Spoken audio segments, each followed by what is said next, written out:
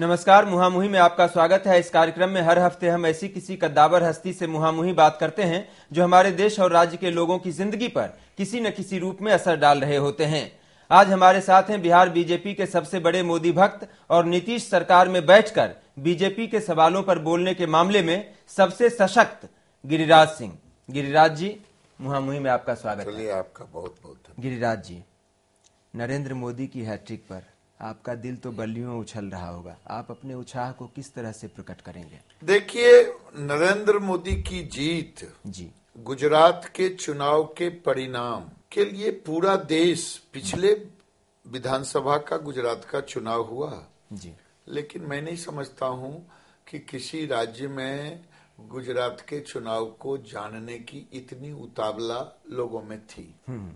इस बार भी हिमाचल और गुजरात दोनों के रिजल्ट आज आ रहे थे, बिल्कुल, या उसके पहले चुनाव हुए, लेकिन उत्सुकता देश की राजनीति का केंद्र बिंदु गुजरात चुनाव बना। गुजरात के परिणाम ने नरेंद्र मोदी को देश में एक कद्देवार नेता के रूप में स्थापित करने का काम किया। भले ही कुछ लोग इससे इत्तेफाक रखते हों या न रखते हों, लेकिन देश की राजनीति में एक टर्निंग पॉइंट लाने का काम गुजरात के चुनाव के परिणाम से हुआ है। इसको कोई नकार नहीं सकता। ठीक है, निश्चित रूप से बिहार बीजेपी के आप सबसे बड़े वोकल नेताओं में हैं जो मोदी के पक्ष में खुलकर बोला करते हैं। क्या आपको लगता है कि मोदी की इस हैट्रिक से, मोदी की इस जीत से प्रधानमंत्री पद की दावेदारी उनकी मजबूत हो गई है? देखिए, जहां तक सवाल है प्रधानमंत्री नरेंद्र मोदी होंगे कि नहीं, ये तो भारतीय जनता पार्टी के शीर्षस्थ नेता तय करेंगे, एनडीए तय करेंगे कौन उम्मीदवार होगा। मुझे तय करना हो तो मैं उन्हें प्रधानमंत्री के सबसे कामयाब नेता के रूप में मैं देखता हूं कि उसके सबसे एक नंबर अव्वल नेता है। देश का अवाम, देश का नौजवान ने गुजरात परिणाम के बाद नरेंद्र मोदी को अपना भविष्य का नेता मान चुका है। कोई माने या ना माने, लोगों ने मान चुका है। तो ठीक है गिरिराज जी, आप बड़े मार्के की बात कह रहे हैं। अगर आपको बीजेपी की तरफ से प्रधानमंत्री पद का उम्मीदवार तय करना होगा तो आप नरेंद्र मोदी को तय कर देंगे? बिल्कुल सही। न लाल कृष्ण आडवाणी न सुषमा स्वराज? बिल्कुल सही, मैं नरेंद्र मोदी को तय करूं। आप आडवाणी जी को भी पीछे छोड़ देंगे? देखिए, समय की बात है जी, किसी से कंपेयर करने का सवाल नहीं है। आज आप देखें जी, मैं कह रहा हूं कि ये स्थिति क्यों आई, ये परिस्थितियां क्यों आई। 2004 में कांग्रेस को सरकार बनाने का जनादेश देश ने दिया। कांग्रेस नीति यूपीए सरकार बनी। उन्होंने एक मॉडल पेश किया। कांग्रेस ने क्या मॉडल पेश किया? उन्होंने प्रधानमंत्री के रूप में देश का एक व्यक्ति जो अर्थशास्त्री के रूप में मनमोहन सिंह को प्रधानमंत्री बनाया। देश के वित्त मंत्री के रूप में एक चिदम्बरम साहब, जो वो भी अर्थशास्त्री के रूप में, और योजना आयोग के अध्यक्ष मोन्टेक सिंह अहलूवालिया, वो भी अर्थशास्त्री के रूप में कांग्रेस ने एक मॉडल दिया। और उस मॉडल में है एक रिफ्लेक्शन दिया कि इन तीनों के रहने से देश में एक आर्थिक रामराज्य आएगा। लेकिन नतीजा विपरीत निकला। यूपीए 1 से यूपीए 2 तक आते आते कांग्रेस पार्टी भ्रष्टाचार के दलदल में धंस गई। लोग महंगाई के मार से दब गए और देश का विकास दर गिर करके नीचे आ गया। नौजवानों में हताशा आया, किसानों में एक निराशा आई। ठीक है गिरिराज जी, यूपीए की विफलताओं पर मैं जानता हूं आप लोग बहुत ज्यादा बातचीत करना चाहते हैं। यूपीए की विफलताओं को एक तरफ रखिए, मैं अभी बात कर रहा हूं कि बीजेपी की तरफ से अगर आपको चुनना हो तो आप आडवाणी जी को नहीं चुनेंगे? मैं वहीं आ रहा हूं। मेरी बात उसके बैकग्राउंड में था। जी। तो जब देश के आवाम के सामने एक वैक्यूम सा हो जाए, निराशा हो जाए, उसमें लोगों को, आवाम को, नौजवान को नरेंद्र मोदी में देश का भविष्य दिखा है। ओके। तो ये देश के भविष्य जिनमें दिखा है उनकी चर्चा हमने की। ठीक है, आपकी बात बिल्कुल साफ है। तो आप ये मानते हैं कि आडवाणी जी में अब वो करिश्मा नहीं रहा जो इस वक्त नरेंद्र मोदी में है? देखिए, फिर मैं विषय को कह रहा हूं। जी। अभी केंद्रित है गुजरात का चुनाव और नरेंद्र मोदी जी। और देश का नौजवान, देश का आवाम नरेंद्र मोदी की तरफ देख रहा है। आज अगर देश के अंदर में कोई कानून होता अमेरिका की तरह सीधा राष्ट्रपति चुनने का, सीधा प्रधानमंत्री चुनने का, तो मैं समझता हूं कि नरेंद्र मोदी के सामने कांग्रेस का कोई उम्मीदवार नहीं ठहरता। चाहे सोनिया गांधी होती, चाहे राहुल गांधी जी होते, चाहे मनमोहन सिंह जी होते, चाहे चिदम्बरम सिंह। ये नरेंद्र मोदी की लोकप्रियता के कारण एक उछाल आया है, लोगों में आकर्षण आया है। तो स्वाभाविक है देश का प्रधानमंत्री कौन बनेगा ये कोई व्यक्ति गिरिराज नहीं तय करेगा। ठीक है गिरिराज जी मोदी से जुड़े सवालों पर मैं आऊंगा। एक सवाल मैं आपसे और आडवाणी के बारे में पूछ लेता हूं। क्या आडवाणी जी आपकी नजर में ज्यादा बूढ़े हो गए हैं या उनका चमत्कार खत्म हो गया? पार्टी का कौन प्रधानमंत्री होगा ये तय करेगी पार्टी के शीर्षस्थ। आडवाणी जी मेरे शीर्षस्थ नेता हैं, सुषमा जी शीर्षस्थ नेता हैं।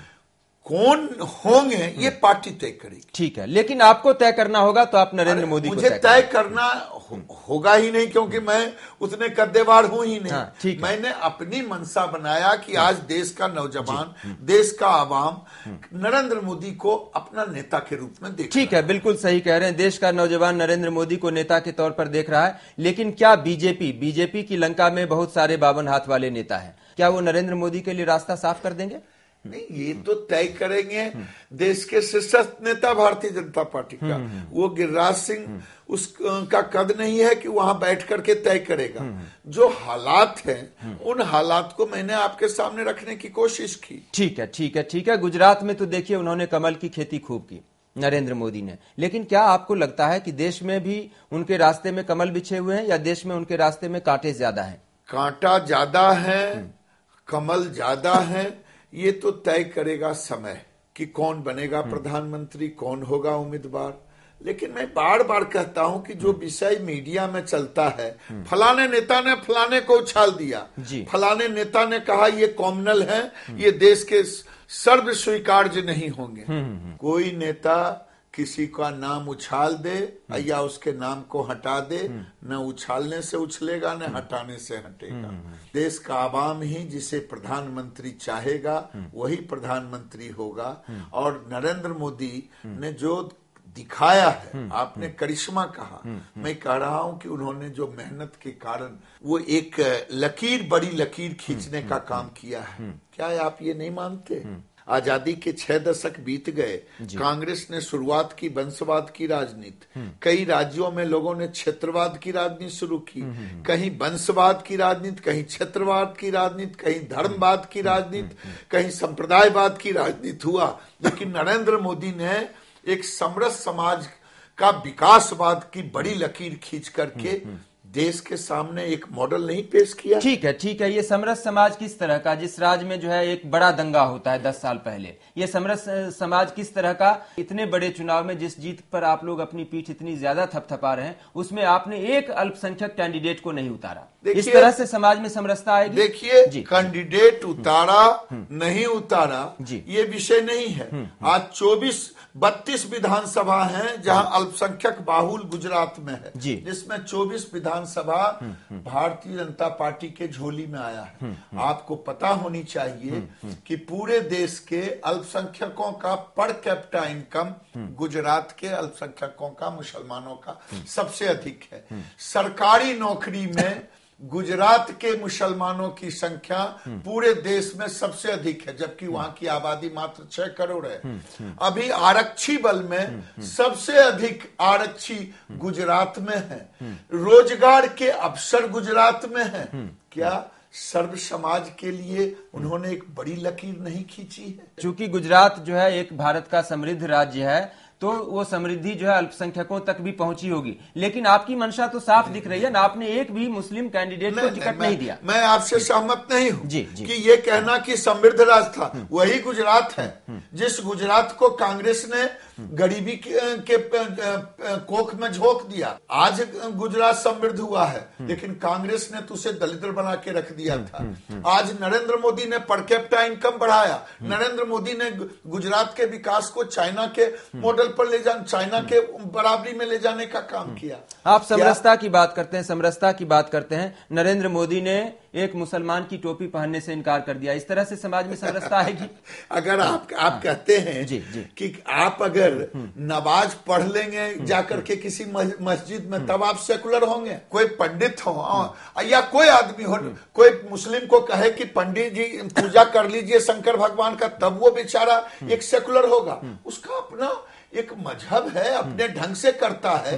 देखिए, आपने एक विषय और रखा जी, मैं उसका जवाब नहीं दे पाया जी। आपने कहा वहां दंगा हुआ। मैं आपसे पूछता हूँ, हाँ। अखिलेश यादव जी अभी क्या महीना हुआ? साल भी नहीं लगा जी। आपको मालूम है वहां कितने लोग दंगे में मारे गए? सैकड़ों लोग मारे गए। कौन राज्य है जहां दंगा से नहीं मार? लेकिन इस 2002 के बाद गुजरात में अमन चैन है। मैं गया था गुजरात चुनाव में, वहां के मुसलमानों क्या खाना खाया, और उसने कहा कि अब मेरे यहाँ न तजिया में दंगा होता है न रथ यात्रा में दंगा होता है। क्या आप लोग ये चाहते हैं कि दोनों उसके घाव को और कुरेदते रहें, जख्म को कुरेदते रहें, वहां दूरी बनाते रहें? नरेंद्र मोदी कोई सभ्य समाज नहीं चाहेगा कि दंगा फसाद हो। नरेंद्र मोदी भी समाज में समरसता लाने के लिए ही ये सारे कदम उठा रहे हैं। बिल्कुल, घाव को कोई नहीं कुरेदना चाहता। सवाल ये सारे सिर्फ इसलिए उठ रहे हैं क्योंकि अब नरेंद्र मोदी को गुजरात से बाहर की तरफ भी कदम रखना है, और गुजरात के बाहर भी क्या उसी तरह से लोगों ने उनको एक्सेप्ट कर लिया है, खास करके अल्पसंख्यकों ने, जिस तरह से गुजरात के अल्पसंख्यकों के बारे में आप दावा कर रहे हैं कि उन्होंने स्वीकार कर लिया है? देश में एक धरा है जो छदम धर्मनिरपेक्ष की राजनीति करता है। अब उन पार्टियों को आप कहेंगे तो जहां मैं बिहार में ही हूँ जी। बिहार में मुझे याद है कि रामविलास जी वाजपेयी जी की सरकार में मंत्री थे, और जब वो मंत्री थे तो भारतीय जनता पार्टी सेकुलर था। जाने लगे तो कॉमनल हो गए। यही लालू प्रसाद जी कैलाशपति मिश्र जी से 90 में समर्थन लिया। उस समय हम सेकुलर थे, जाने लगे तो कॉमनल हुआ। ये छद्म निरपेक्ष के लोग ये कलमा की तरह पढ़ते हैं, जैसे त्याग, ये क्या कहते हैं उसको दे दिए तलाक तलाक तलाक, तो हो गया तलाक। कह दिए कॉमनल कॉमनल कॉमनल। जब आते हैं स्वार्थ से तब हम सेकुलर होते हैं, जब जाने लगते हैं तो मुझे कॉमनल कहते हैं। ये राजनीति दोहरी चेहरा, दोहरा चरित्र जनता देख रही है, जनता इसका निर्णय। ठीक है, पासवान जी और लालू जी के सेकुलरिज्म पर उदाहरण दिया बोल रहे हैं। नीतीश कुमार जी के सेकुलरिज्म पे आप क्या कहेंगे?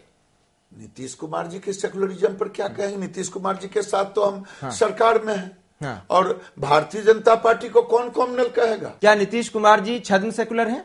नीतीश कुमार तो मेरे साथ हैं। तो आपके साथ है तो छद्म नहीं है वो? नहीं, मेरे साथ है।